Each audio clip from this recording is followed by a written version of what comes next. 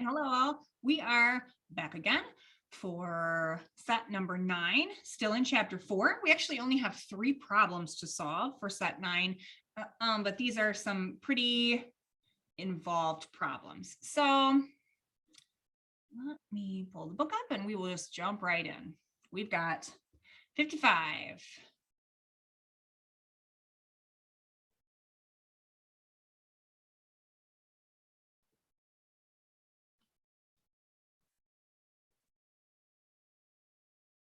All right.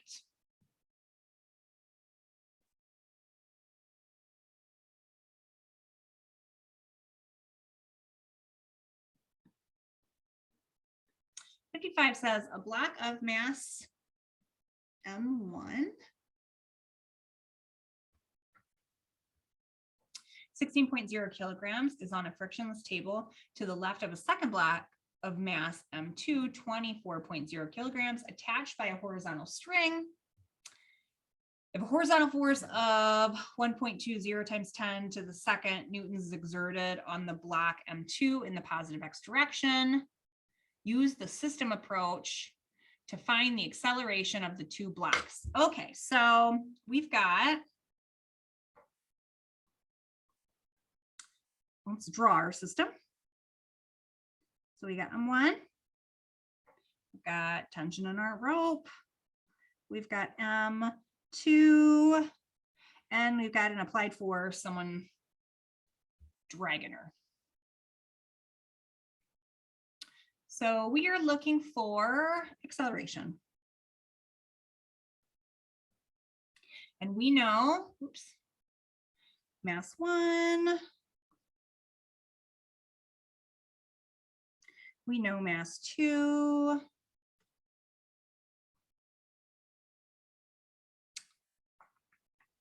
and we know that the applied force is 1.20 times 10 squared. Looks like a negative newtons. All right, so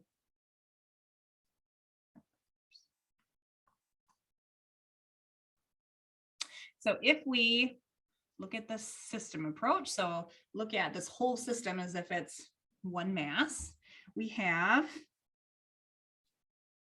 the mass equals M1 plus M2. And we know that F equals MA. We're solving for A, so A equals F over M, 1.20 times 10 to the 2 all over M1 plus M2. Actually, let's just write that out. That's what, 40. All right, plugging in those values. We get 3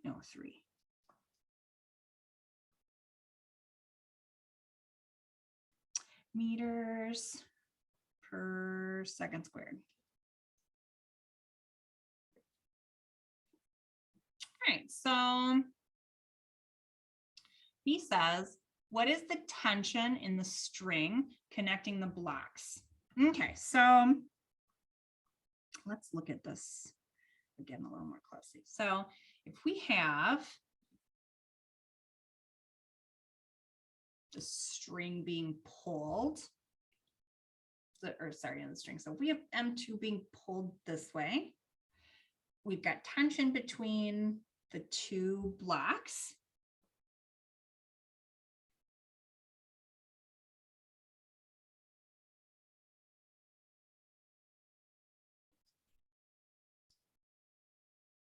And we know F equals MA because it always does.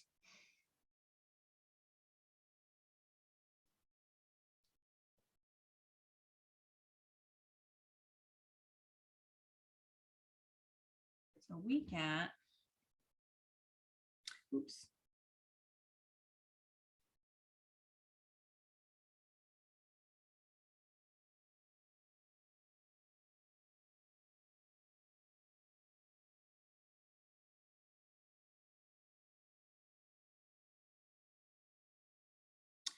we get T equals MA, where mass now is just going to be the mass of block number 1, which is 16.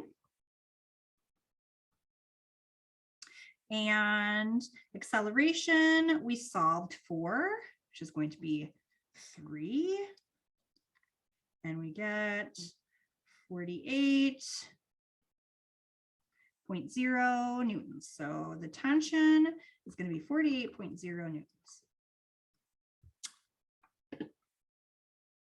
Oh, that's it. Oh, it's a shorter problem than I thought. All right. Moving on to 73.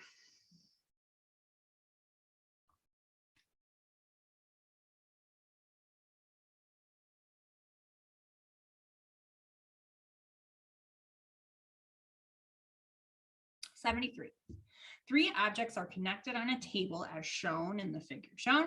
The coefficient of friction between the block of M2 and the table is 0.35. The objects have a mass of M1, M2, M3 as shown. Pulleys are frictionless. Okay, so let's draw.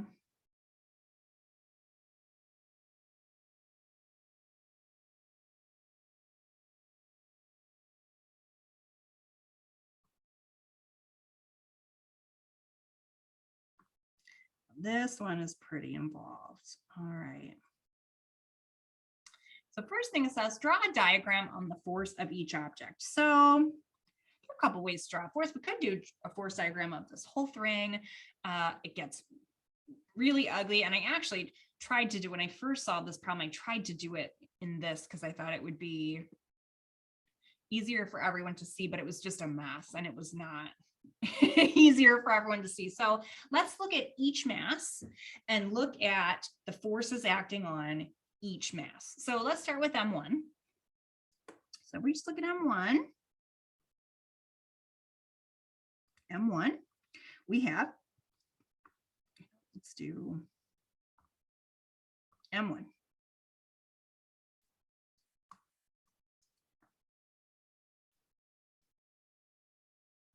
We have gravity, obviously.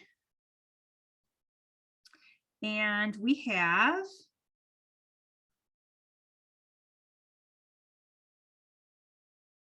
let's call it T1. So it's going to be the tension here. And that's it. There's no normal force because there is gravity pulling down, but it's the tension that's keeping it hanging.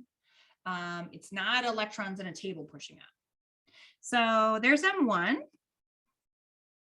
M2 is where things get a little bit ugly. So M2's got a lot going on. M2's got electrons from the table pushing up, the normal force. It has got motion because those two blocks are being pulled by gravity. It itself has gravity, and it is, we're assuming, it is moving. And so then it also has friction. So holy cow, lots of forces. So let's just start drawing them.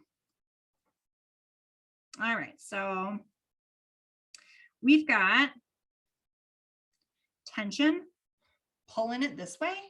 That tension is the same tension as we defined in M1 because it's the same rope.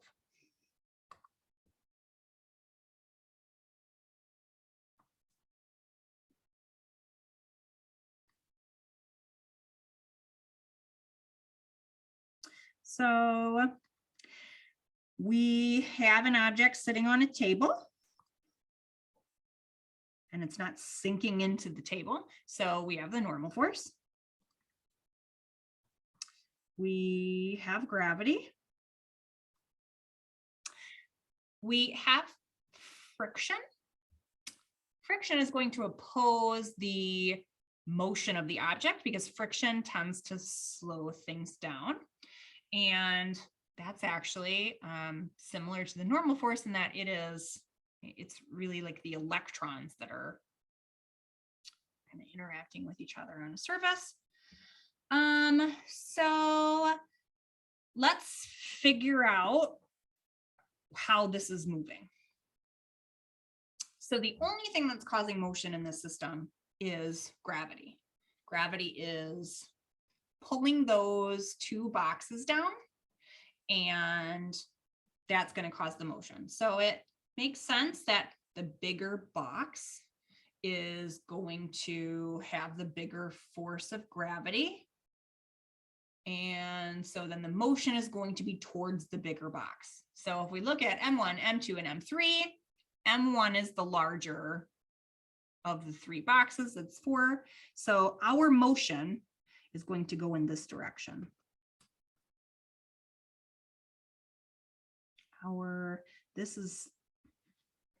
That is our acceleration of our system is going to be that way, this way, depending on. So acceleration for M3, it's going to be acceleration. Okay, so got the normal force, we've got the tension in the rope, we've got the gravitational force. We are going to have friction now. So friction is going to oppose the motion. Motion's this way, friction is going to point this way. So friction is going to point in this direction. Yeah. Okay.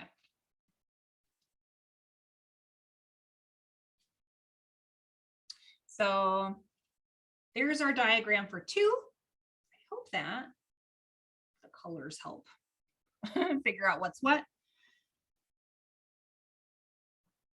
This is actually going to be M2, M1. All right, so now for M3, we're going to have something as simple as M1.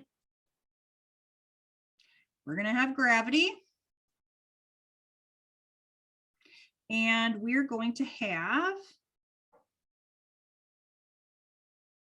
tension. I forgot one in the previous. We're going to have tension in a rope here. I forgot that this is attached here. So you're going to have tension in the rope also. So for M2, you have tension in one rope, tension in another rope. You've got the normal force, you've got friction, you've got gravity. M2 is being pulled in all different directions. M3 is going to be just like M1. It's going to be attached to that string. There's going to be tension in the string, pulling it up. Gravity is going to try to pull it down, but because it is relatively small compared to the other masses, it's not going to be able to pull it down. All right, so there's our diagram. There's our fancy schmancy diagram of forces.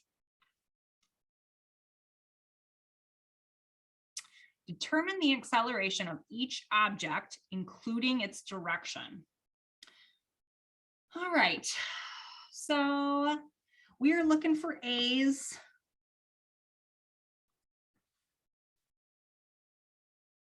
A1, A2, A3.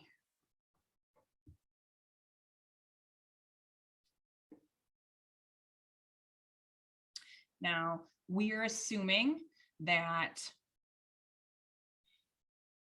the acceleration is a constant throughout the system. So the direction is going to change. It's going to be pointing down for 1, pointing this way for 1, sorry, pointing this way for 1, and pointing up for 1. But we're assuming that we're not doing this in our system, that our system has a constant acceleration. So we're going to say acceleration equals A1 equals A2 equals A3. All right, so what are we given? Mass 1 equals 4. Mass 2 equals 1. Mass 3 equals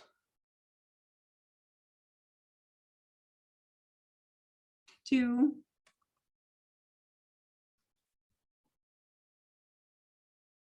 All right, so I started with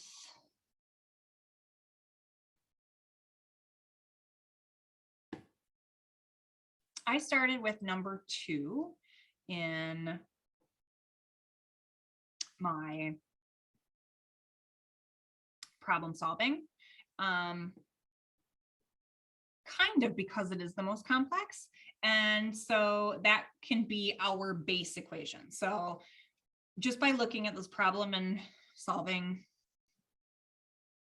hundreds of thousands of physics problems, I can just look at it and say, I know that there's going to be a number of unknowns. We're going to need to make multiple equations and substitute stuff in. And looking at number 2, I can see that number 2 is going to give us a base equation where we can shove stuff into and solve for. So let's look very closely at number 2. So number 2, a couple things that we can say. We know that T2 is equal to the tension in 3. So we know that those are equal. We know that T1 is equal to the T in 1. The normal force is going to equal the gravitational force pulling down because it's not sinking into the table. So let's say normal force equals m2g. We also know that frictional force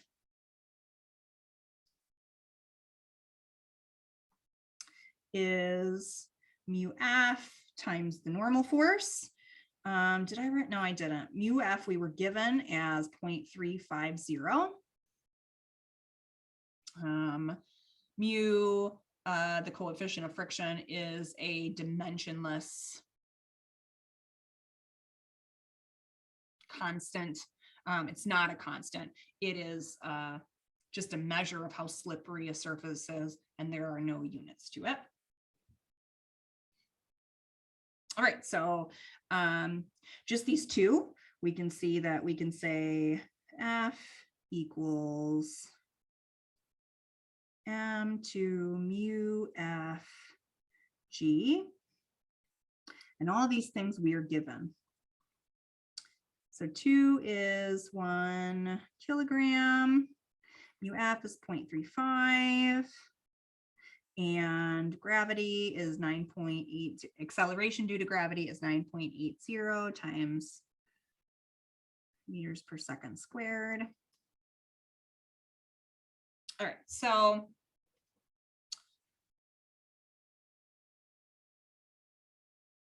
what else can we say by looking at our diagram here? So looking at the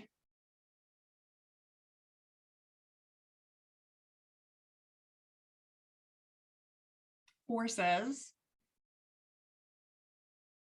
that are acting in the plane of motion. So if we're calling this y, if we're saying up and down is y, we can also say that this then is x, and the forces in x are going to be the forces in the plane of motion, because we know that it is moving towards the 4 kilogram mass.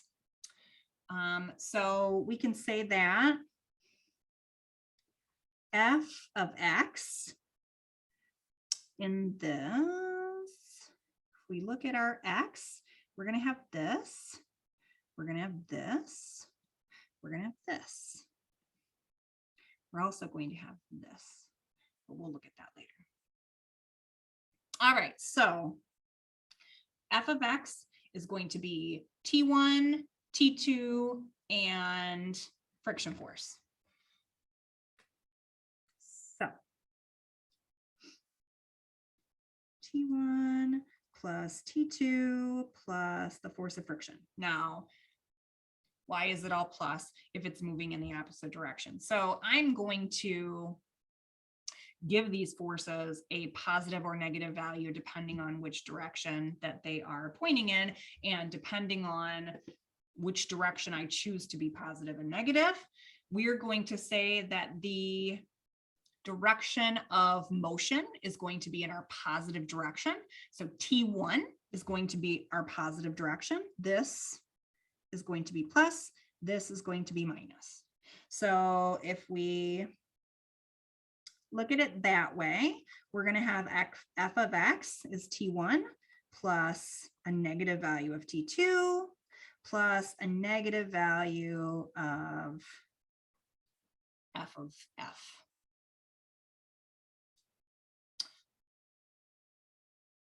our net force of what's going on is going to equal mass times acceleration of that object. So we know that F equals ma.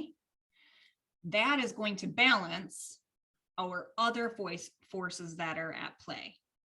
So this, we're going to say mx, ax.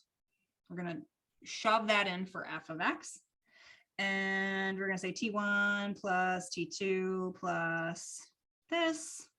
Mx doesn't make sense for us. Mass is a constant for us. A of x is A. Our system is only moving in one direction. So M1 and 3 are moving in the y direction. M2 is moving in the x direction. So we can plug some values in here. Oh, not M. No, that's right. So we could plug some values in here, but we're going to be left with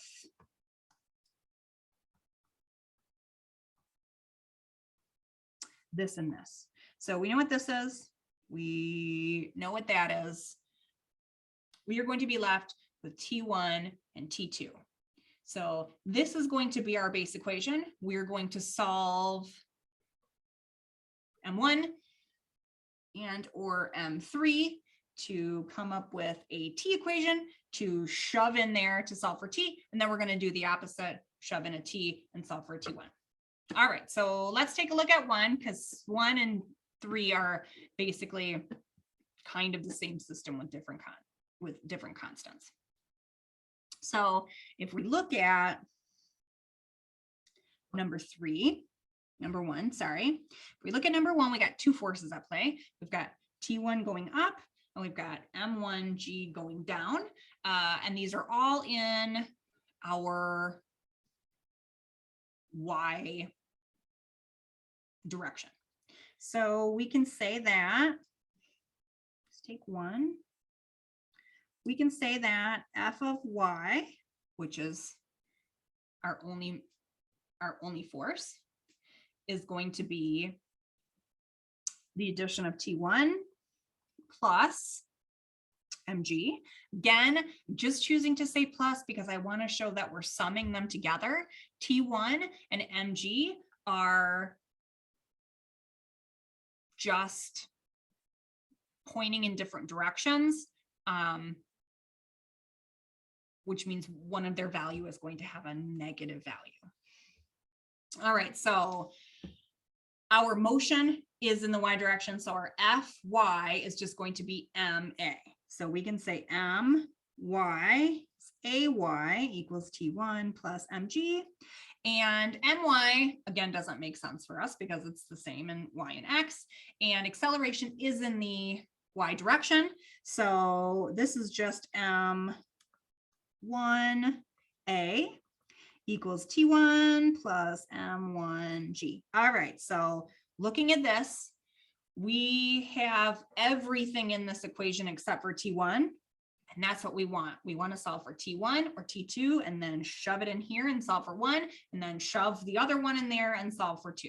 So now that we have this, let's do that. Let's shove one equation into the other. So we want to solve for T2. Let's do T2. Let's though put a positive and negative to them right away. So we've got M2A minus T1 plus friction force equals negative T2. All right, so if we take this equation right here and we solve it for T1, we're going to have T1 equals M A minus G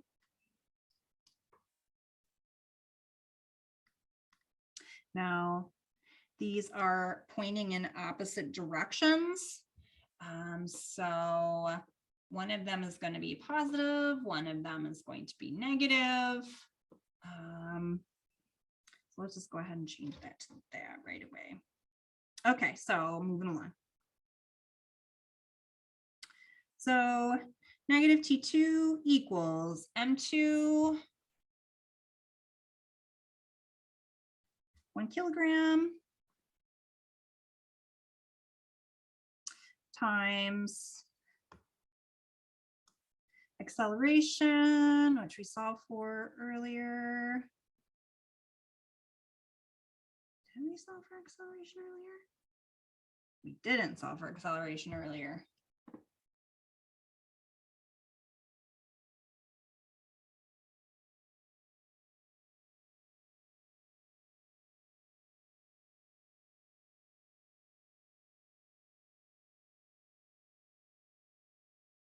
So I'm a little too early here in my equation. We're trying to solve, I was thinking we were solving for T. We're trying to solve for A. So we need to solve for T in order to solve for A. So let's go to 3 to solve for T.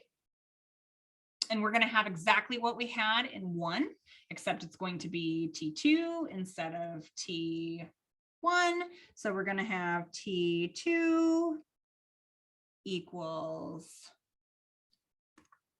or Fy3 equals T3 plus mg. This is just going to be M3A equals T3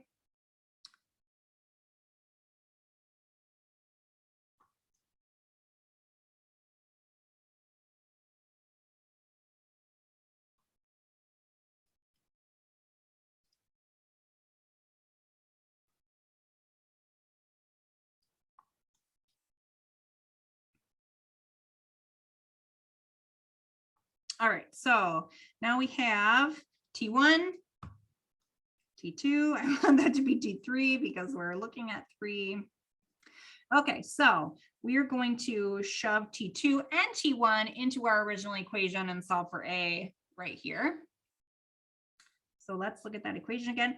M2A equals T1 plus T2 plus F. Okay. We're solving for A equals T1 minus T2 minus FF divided by M2 equals. Shove that one, shove that one.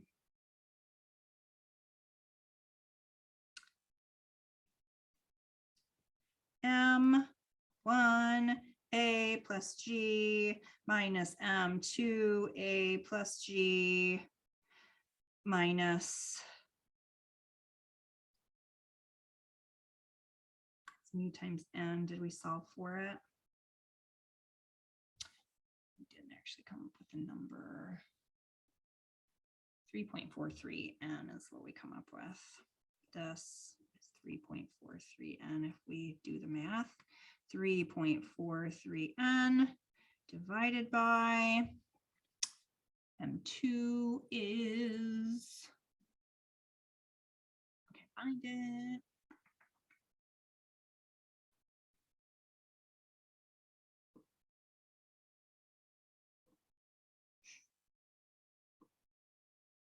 One.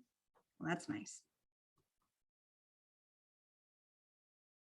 So now we have A on the left-hand side. We need to get all the A's on the left-hand side if we are to solve this in the way that we want to solve this.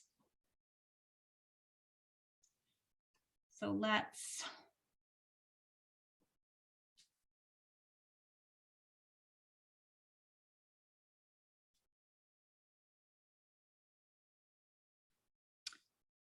distribute here. and we get M1A plus M1G minus M2A minus M2G minus 3.43N, and 1 goes away. All right, so equals A M1 minus M2 plus G M1 minus M2 minus 3.43N. Take the A over there and we get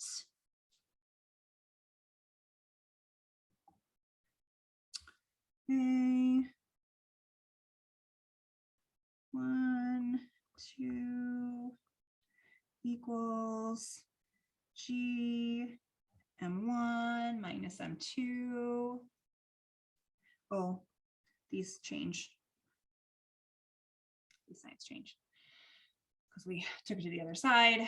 M1 minus M2, M1 minus M3.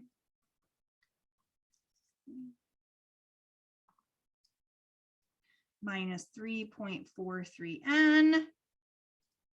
And then we're going to divide by,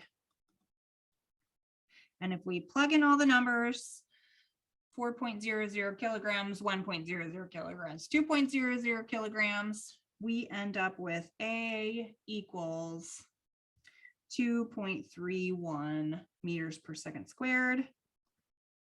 Oh, and 9.80 for that also. So 2.30 meters per second squared, but we have acceleration of 3 objects. So all of the objects are going to be accelerating at the same rate. We're going to have M1 going straight down. We're going to have M2 going towards M1, and we're going to have M3 going straight up.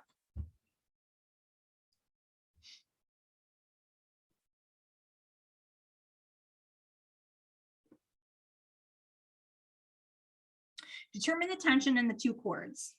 All right, so we have these 2 different equations that we came up with, and then we shoved them into our big equation, but now we solve for A. So we actually can just put A into those 2 equations and solve then for T. So T1 is going to be pointing in the opposite direction of acceleration. So our A is going to be negative. So we get T1 equals M1A plus G, where A is pointing in the opposite direction of T1. So we've got M1 is 4.0. A is going to be negative 2.31 meters per second squared.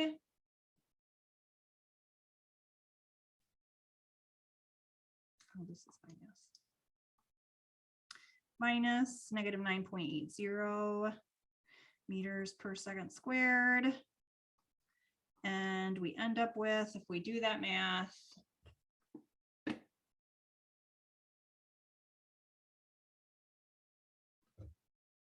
(29.96), or T1 equals 30.0 newtons. T2, we're going to do the exact same thing. We're going to insert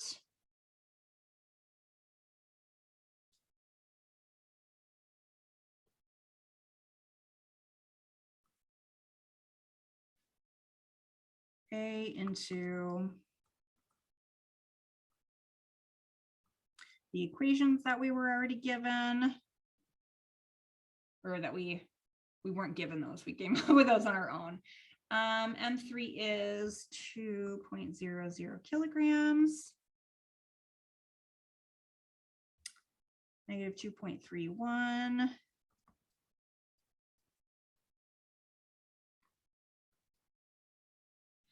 And if we do that math, we come at 24.22 N.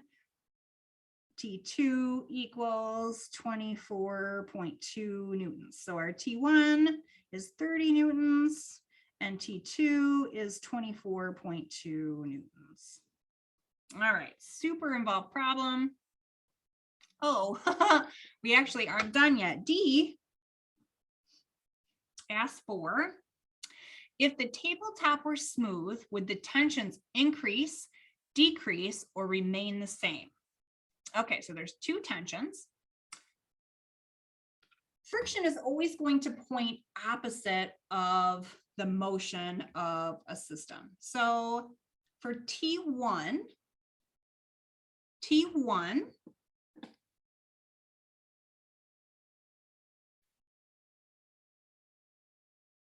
increases with friction because T1's pointing this way, which is opposing the motion.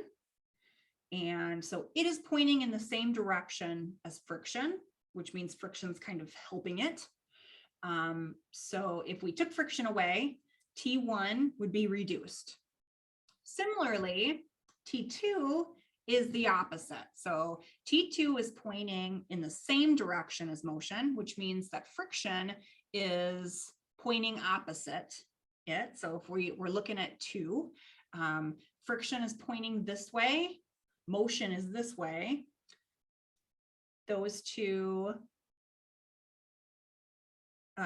T2 is pointing in the opposite direction of motion. So it is, F is already hindering it, let's say.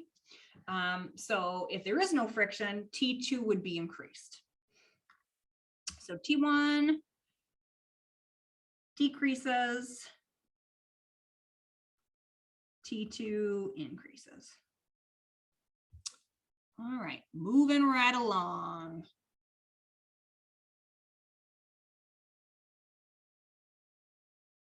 $39.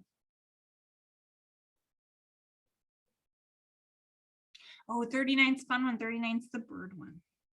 I like this one. All right. I like bird feeders. So we are given this diagram.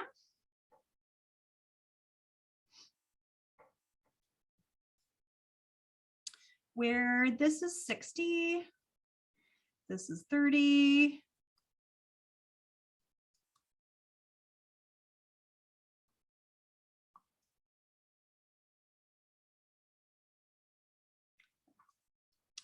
This is 30. This is 60. And there is a bird feeder right here.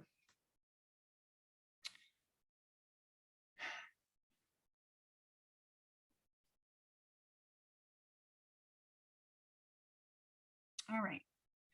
So the problem says, if the 150 Newton bird feeder is supported by 3 cables as shown in the little diagram that I just read here, find the tension in each cable. Okay, so we're going to say T1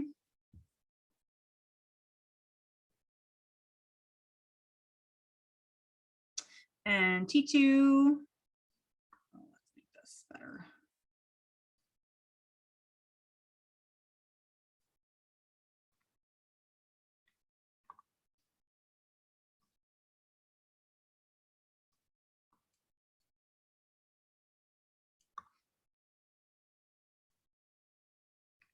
T1, T2, T3, and this is 150N. Alrighty, and we are looking for T1, T2, T3.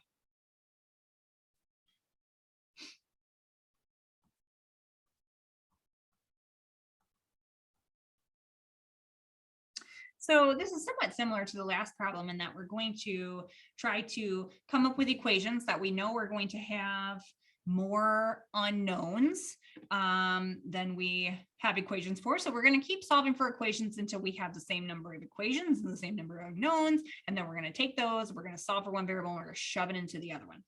Okay, so looking at our little diagram here, we can see that this right here is, let's call it the height of our triangles. You can see that the height or the y of these triangles is the same. So we could draw two triangles here. It's probably easier to draw them like this.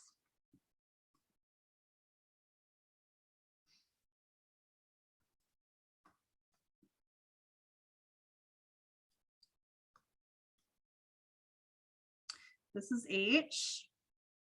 This is 60. This is T1. So we can say that T1 is obviously the hypotenuse of our first triangle. Let's call this triangle 1, triangle 2. So triangle 1. The hypotenuse of our triangle is going to be our tangent. So we can say that sine theta equals H over T1. So T1 equals sine 60 over H. Or we could also solve for H. We could say H equals T1 sine 60. Now we can do the same for the second triangle.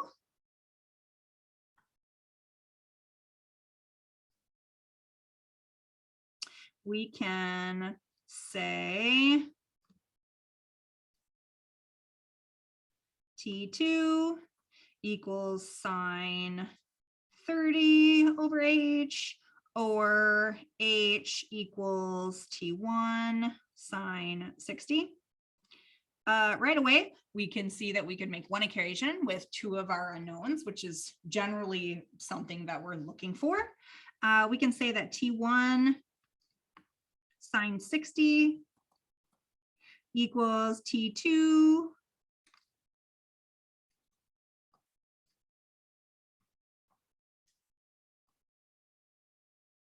sine 30. Okay, so there's one equation that has two variables in it. So what else can we say? We can say that looking at the diagram, our bird feeder is not swinging like this and it's not going like this. So we can see that T3 is going to equal the force of the direction going straight up, and the force of the direction going straight up is going to be H. So we can also say that T3, so if T3 is pointing down, we can say that H is going to equal negative T3. So we could say this. So if we were to put H into one of our equations that we solve for H, so we have this equation, T1 sine 60.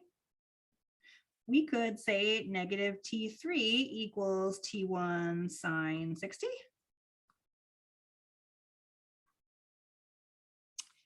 And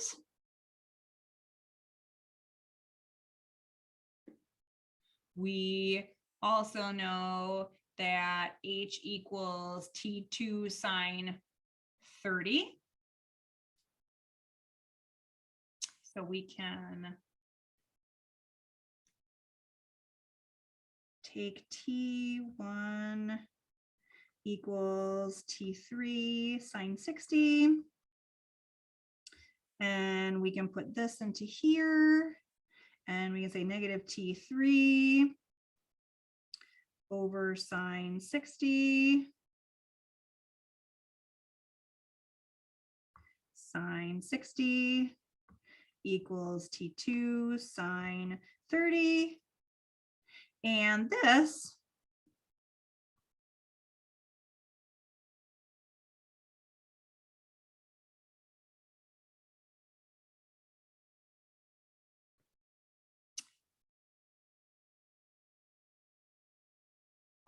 put 3. I didn't do it that way. Okay.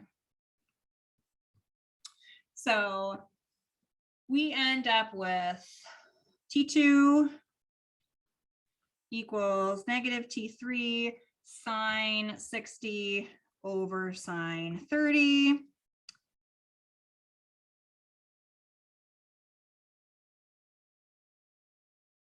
And T3 we know is just 150 because that was given in our example. So T2 equals equals 150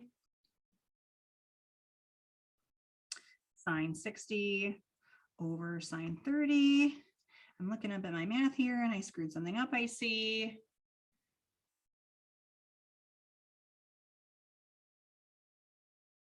Oh, yeah, I didn't go this route. I see what I've done here. Okay.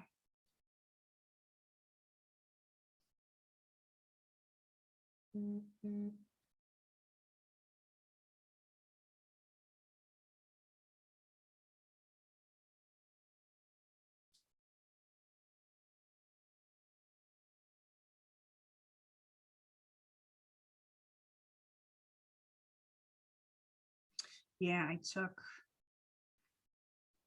T1 equals T2 sine 30. I see what I've done. Sine 60. Okay. So I did T2 sine 30 over sine 60 equals negative T3. Okay. So now we end up with this. And if you solve for T2, get 75. Now you can take T2 and shove that back into our original equation and solve for T1. So we have T1 equals T2 sine 30 over sine 60. And we know that this is 75 sine 30 over sine 60. And we get 130. So there are our answers. Sorry for my math error there earlier. So we have T3 equals 150, T2 equals 75, T1 equals 130. Oh, is that it?